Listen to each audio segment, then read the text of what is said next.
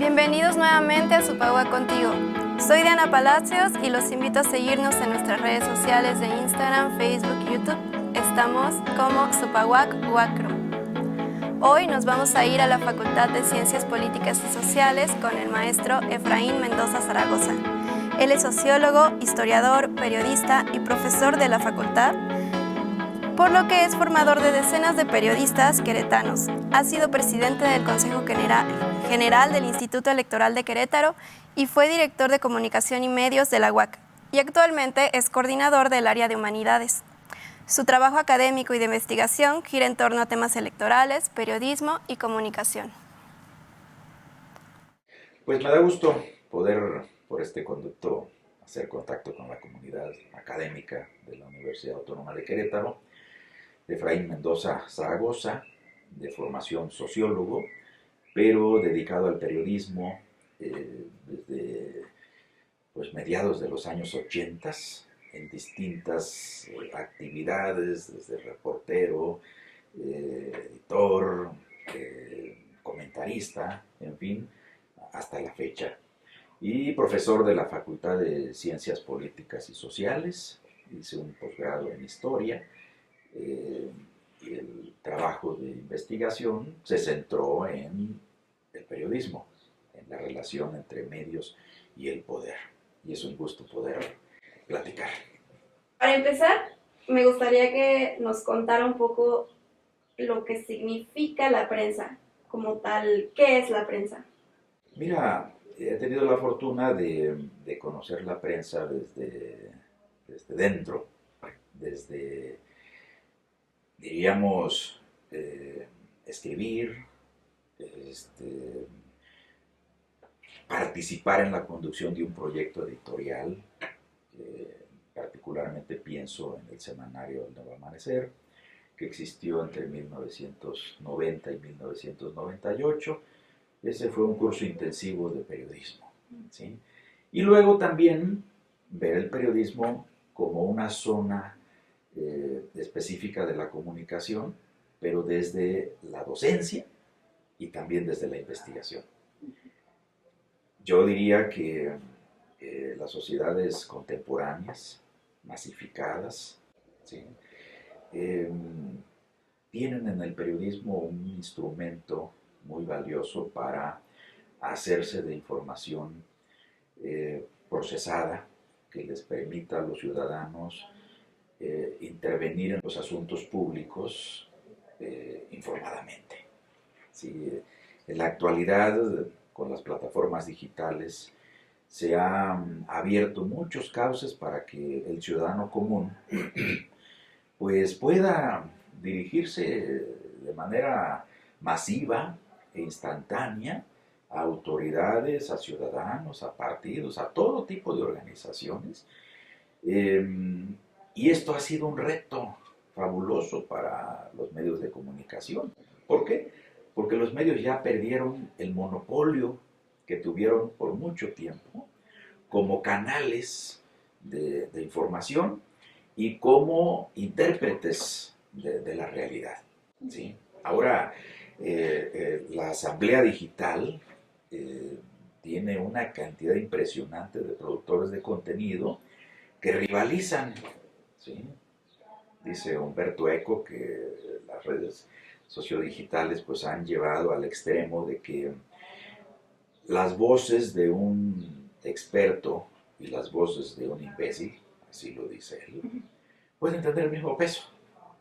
Y de pronto habla el Papa y es una voz que podríamos equiparar a la voz de Niurka o a la voz de un ciudadano desconocido que por alguna razón toma el micrófono y atrapa la atención del mundo, así sea por unos minutos o por un día.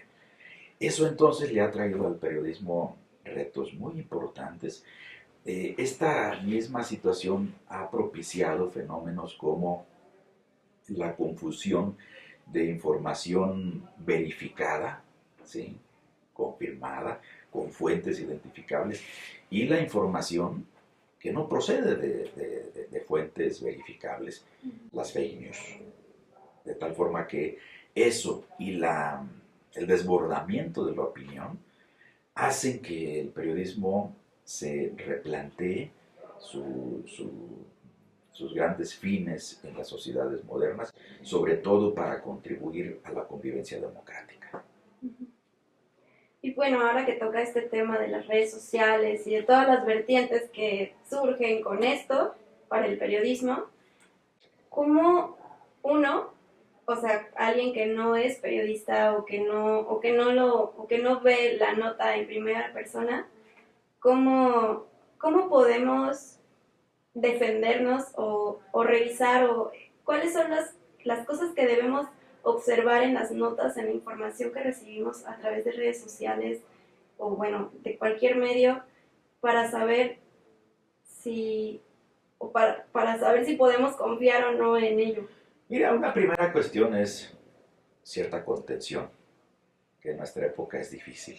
En nuestra época vivimos en una dinámica donde reaccionamos en el acto, ¿sí? Nos llega un estímulo y sentimos la necesidad de reaccionar con un me gusta o con lo que sea, o con un comentario.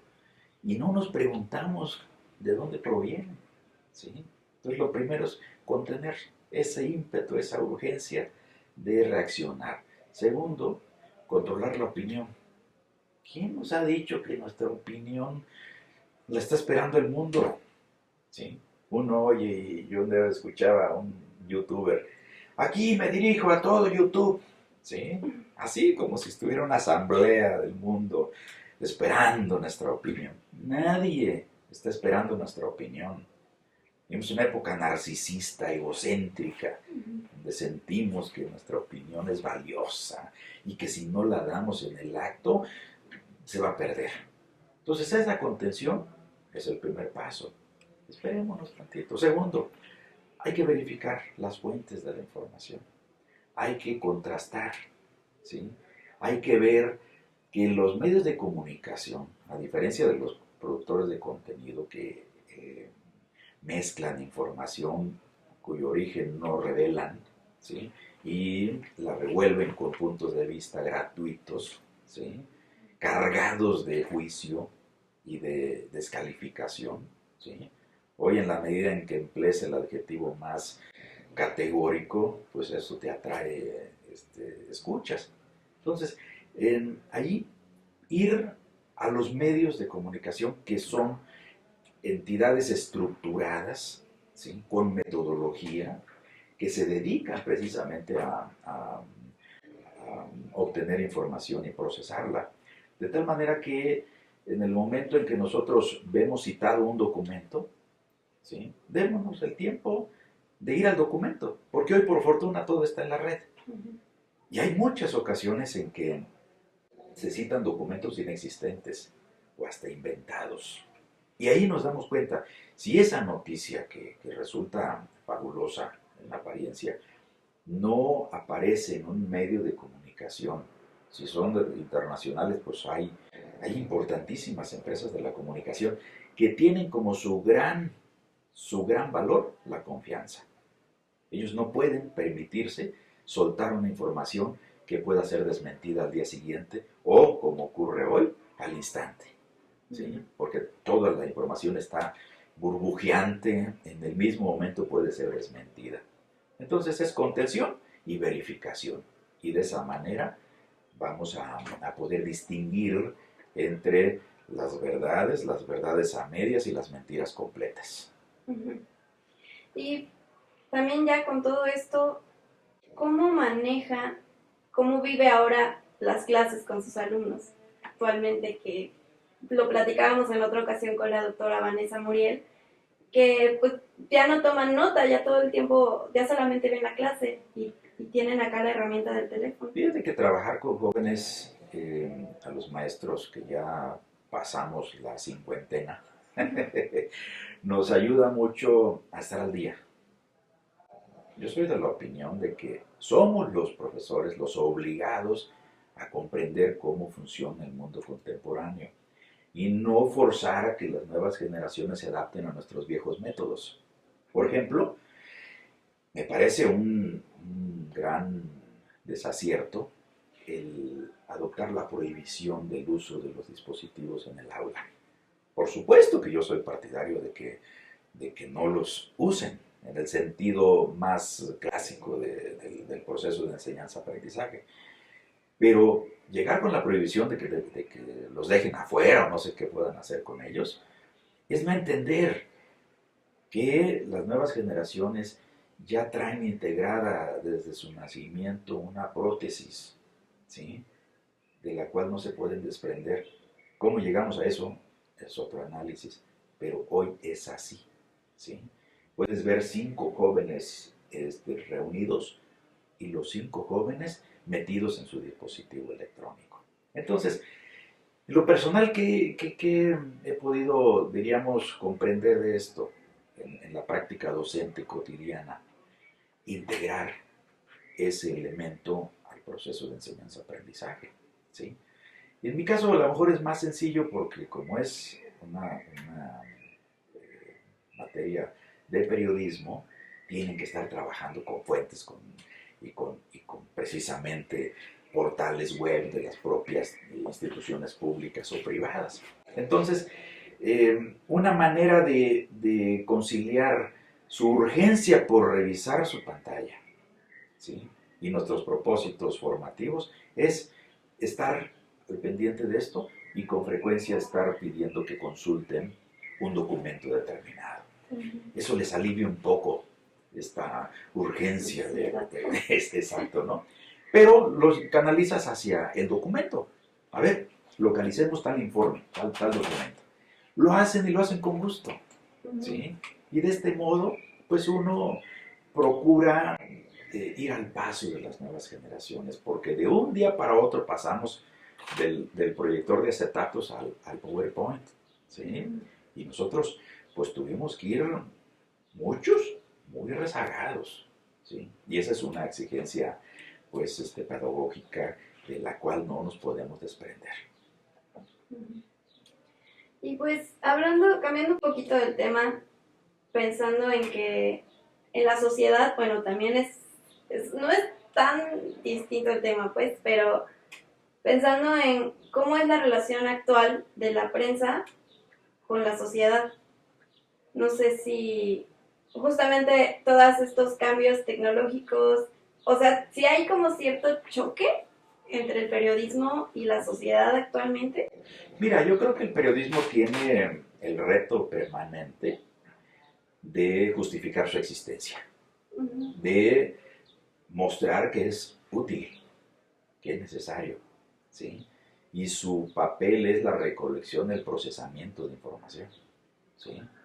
Y de que cubra esa necesaria función entre la información en bruto y el otro extremo, que es el juicio, a veces sin fundamento.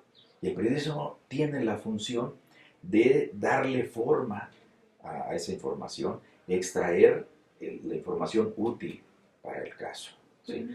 Hay en el mundo contemporáneo experiencias muy interesantes, por ejemplo en Alemania, un medio de comunicación digital, ¿sí?, formado por periodistas de la vieja guardia. Dijeron, ¿cómo le hacemos para que la investigación periodística sea un producto atractivo? ¿Sí? Y crearon un medio de comunicación financiado por los propios lectores, donde la gente podía, le llamaban periodismo a la carta, donde los lectores, ¿sí?, pagaban por esa información, ¿sí? Y era diríamos, un producto esperado. Es más, la gente decía, oye, yo quiero saber esto, ¿sí? Pero eran preguntas de fondo, que no te las responde Yahoo, ¿sí?, que no te las responde Google, ¿sí?, que te las responde solo una inteligencia preparada, un periodista. Y son proyectos que han ganado mucha presencia y conciliaron ellos la profundidad de la investigación con la exigencia de inmediatez de un medio digital.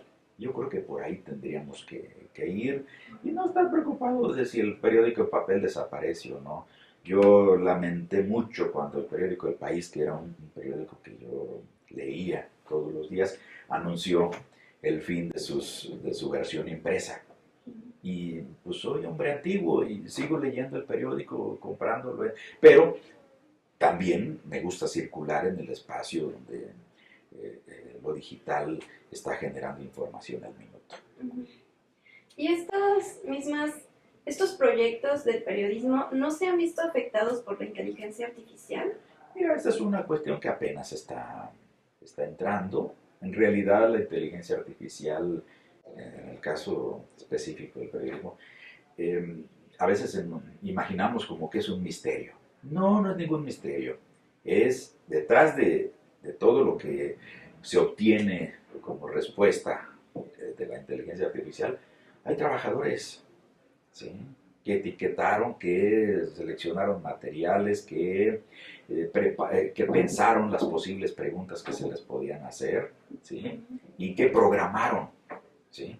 Aquí el gran problema es que en la red circulan informaciones de toda calaña, ¿sí?, información confiable e información falsa. Entonces, ese es un problema general, de que buena proporción de lo que vía la inteligencia artificial nos llegue, no sabemos distinguir si es, porque no nos da fuentes, ¿sí?, si es de fiar o no de fiar. Yo pienso que eso sobre la marcha se va corrigiendo, pero yo le apostaría a que las personas sigamos utilizando nuestras capacidades intelectuales y que tomemos la calma de averiguar, de pensar, porque en nuestra época parece que al pensamiento lo mandamos al exilio. Y en su papel como docente se ha llegado a encontrar con situaciones de, no sé, a lo mejor trabajos de sus estudiantes que hayan utilizado el ChatGPT.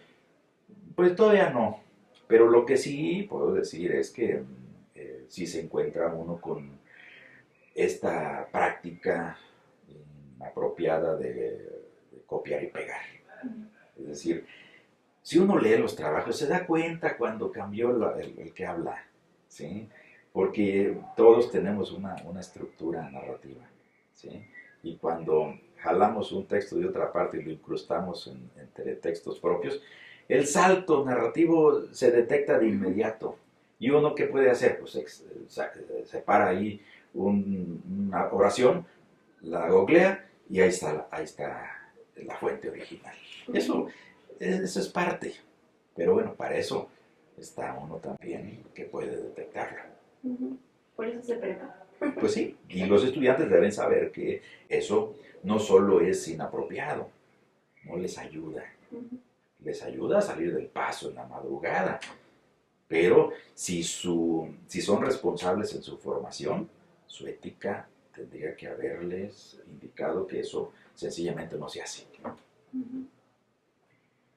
Muy bien. Y bueno, ahora hablando un poco más sobre el periodismo y la relación, bueno, y el gobierno, y ya yéndonos un poquito más a otro ámbito, podemos decir, ¿se sabe si la prensa también influye sobre la política, el gobierno o lo que se comunica? Ya no como antes. Hubo un tiempo en que, por ejemplo, en Querétaro, solo existían 2 diarios. Ni la radio, ni la televisión, ni mucho menos las plataformas digitales tenían el peso en la construcción de las mentalidades o en la formación de la opinión del público. Hubo un tiempo que teníamos solo 2 diarios impresos, ¿sí? Hoy, si revisas tú la cantidad de contratos que firma el gobierno del estado cada año con medios de comunicación o con empresas que se dedican a la propaganda, es impresionante, ¿sí? Impresionante. De tal manera que ya lo que producen los medios de comunicación como organizaciones especializadas, ya tiene que usar otro tipo de plataformas para que su información circule, ¿sí? Y los gobiernos pagan a los medios de comunicación por varios motivos. Uno es para recibir buen trato, ¿sí? Otra es para su mensaje llegue a todas sus audiencias, ¿sí? Entonces, Ya su papel, como dije al principio, ya no es monopólico. Ahora tiene que competir con muchas otras aplicaciones y con muchas otras, diríamos, plataformas que también generan contenido y apropiado al ritmo de consumo de la población. La gente se ve un video y quiere un video del tamaño de TikTok, ¿sí? De 1 minuto o de 30 segundos, ¿sí? Y difícilmente se va a quedar a leer un texto más grande. Ese es el gran problema que hay que atender. Uh-huh. Y pues pensando también un poco, pues es que finalmente todo es las redes sociales. La verdad es que conforme hemos ido avanzando, las diferentes generaciones, y ha ido avanzando las redes sociales, los medios digitales y demás, también se ha visto como, o sea, el periodismo ha tenido que evolucionar, pero así, ¿no? Rapidísimo. O ha tenido que adaptarse a estos cambios. Y no sé, digo, por lo mismo de las generaciones, de que usted comentaba, a mí me gustaba mucho leer mi periódico, ¿no? Aquí en papel. Pero, por ejemplo, en mis compañeros de generación, pues ya todos estamos acostumbrados acá a revisar el teléfono, ¿no? Las noticias digitales. Pero no sé si aquí el periodismo en Querétaro sigue teniendo como mucho peso sobre la sociedad. No, no. No importa la generación. No, porque mira, en Querétaro los medios de comunicación, vamos, han estado han caminado muy de la mano de las autoridades del gobierno. Y eso no es beneficioso para el periodismo. El periodismo tendría que ser más independiente, tendría que estar pensando más en sus lectores y no en sus patrocinadores. Los medios de comunicación también tienen dueños y los dueños tienen agenda y tienen intereses y son parte de la élite que gobierna la entidad. Y bueno, ya para cerrar, también quisiera que nos platicara un poco cómo es la visión del periodismo, su visión personal alrededor del sindicalismo aquí en Querétaro, de cómo ha sido el sindicalismo también para la UAC. Mira, lamentablemente el sindicalismo en todos los 30, 40 años, a partir de la implantación de políticas neoliberales, a partir de Miguel de la Madrid para acá, fue una de las grandes víctimas, ¿sí? Es decir, se perdieron derechos sociales, el sindicato dejó de ser un instrumento atractivo para los trabajadores. Si tú revisas cómo en atención a las disposiciones laborales se tuvieron que ratificar los contratos colectivos de trabajo, la cantidad de contratos, ¿sí?, que perdieron vigencia, miles. ¿Por qué? Porque el sindicalismo quedó anoréxico, ¿sí? Y por fortuna nuestro sindicato está teniendo una reactivación. Por fortuna es importante que se le vea como un instrumento para la defensa del trabajador. La universidad no es un mal patrón, ¿sí? La universidad no es Claudia X González, ¿verdad? No es un lugar donde el lucro sea el móvil, ¿sí? Y eso es un atenuante para que el conflicto laboral no sea, no llegue a niveles que compliquen la convivencia aquí, ¿sí? Yo pienso que en la medida en que los trabajadores académicos, en nuestro caso, o los trabajadores administrativos en el suyo, vean que el tener sindicato es mejor que no tenerlo, en esa medida va a recuperar vitalidad el sindicalismo. Sí, y es algo que bueno, se tiene que promover porque se ha dicho que ya no hay tantos trabajadores interesados en sindicalizarse. E incluso de mi generación, muchos critican el sindicalismo, no ven más que como las lo negativo del sindicalismo. Porque hay muchos sindicalismos, ¿eh? Uh-huh. Ha habido muchos sindicalismos. Ha habido el sindicalismo independiente y en el otro extremo el sindicalismo blanco, el sindicalismo charro. Muchos tienen razón de cuestionar el sindicalismo, ¿sí? Pero cada sindicato tiene la encomienda de mostrarse necesario, ¿sí? Y va a ser necesario en la medida que el trabajador sienta que tiene en su sindicato un respaldo.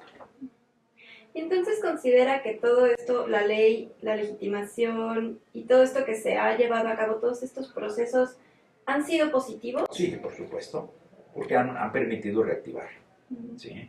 Bueno, algunas cosas me desengorrosa si quieres, pero que han permitido que cada sindicato se mire a sí mismo, ¿sí? Y revise sus propios métodos para mantener el interés de los agremiados en el sentido de que sus cuotas le devuelven algún beneficio. Muy bien, muchas gracias. Muchas gracias a ti. Participar con nosotros. Y a Bruno también. Y a Bruno.